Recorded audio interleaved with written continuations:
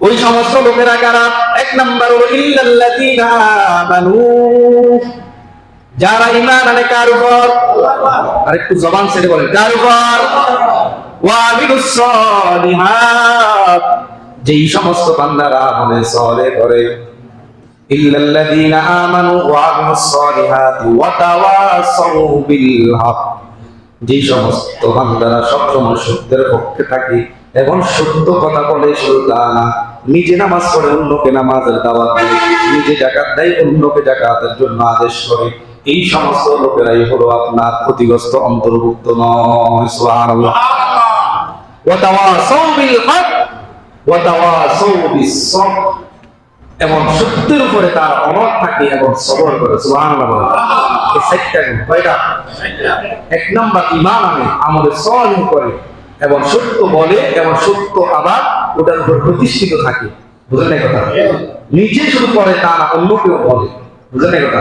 নিজে নামাজ পড়ে, অন্যকে নামাজের জন্য উদ্বুদ্ধ করে, নিজে রোজা রাখে, অন্যকে বলে, এবং যখন তার ঘরে আপনার বিভিন্ন বিপদ এসে যায় তখন সে আল্লাহর বান্দা সবর করে। তাহলে এরা হলো ক্ষতিগ্রস্ত না, এদের জীবন হলো সাকসেস। সুবহানাল্লাহ বলেন। আমরা কি সবাই চাই না আমাদের জীবন সাকসেস হোক? এই জন্য এই চারটা গুণ আমাদের মধ্যে ঢুকাইতে হবে। কয়টা গুণ? কি কি? এক নাম্বার ঈমান। ঈমান আনছি কিনা আমরা? দুই নাম্বার আমলে সালেহ। আমলে সালেহ কাকে বলা? যেই কোনো নেক আমল, দান করা, এটা কি নেক আমল? কথা বল, নেক আমল কি না?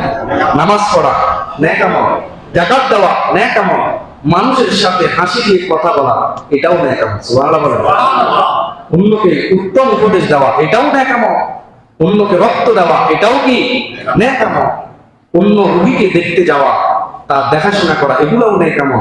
এভরিথিং, সবগুলা যদি নেক আমল যদি আপনি করেন, আপনি সাকসেস, আপনি ক্ষতিগ্রস্তদের অন্তর্ভুক্ত নয়। আর যারাই যত কোটি টাকার মালিক হন না কেন, আপনার যদি ঈমান না থাকে আপনি ক্ষতিগ্রস্ত। ঠিক কি না? ইন্নাল ইনসানা লাফি খুসর, এই খুসর, এই ইনসান দ্বারা কি বুঝিয়েছে, কাদেরকে ইঙ্গিত করেছে? এখানে মুফাসসিরিন কেরাম বলেন আবু জাহেল, উতবা, শাইবা আছে কিনা, এদেরকে আল্লাহ তাআলা ইঙ্গিত করেছে। এদের অনুসারী যারা, তারা সকলে ক্ষতিগ্রস্ত। আছে কার নাম দুনিয়াতে নেওয়ার মতো মানুষ আছে? নাই। কিন্তু আমাদের নবীর নাম আপনার পুরা ওয়ার্ল্ডের মধ্যে একই আপনার আওয়াজ সবাই নিতেছে, আশহাদু আল্লা ইলাহা ইল্লাল্লাহ ওয়া আশহাদু আন্না মুহাম্মাদুর রাসূলুল্লাহ।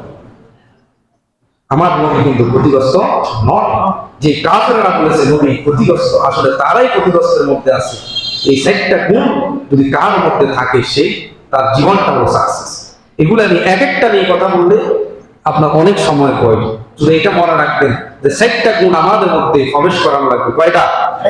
এক নাম্বার কি বলেন? ঈমান লাগবে। দুই নাম্বার হলো আপনার আমলে সালেহ। তিন নাম্বার হলো সত্য বলতে হবে, সত্যের উপরে থাকতেই হবে। চার নাম্বার হলো আপনার সত্যের উপরে থাকার সময় অনেক বাধা বিপত্তি আসে কিনা, সেখানে সবর করতে হবে। সবর যদি করেন কি লাভ হবে? আল্লাহ তাআলা বলেন ইন্নামা ইউওয়াফাস সাবিরুনা আজরাহুম বিগাইরি হিসাব।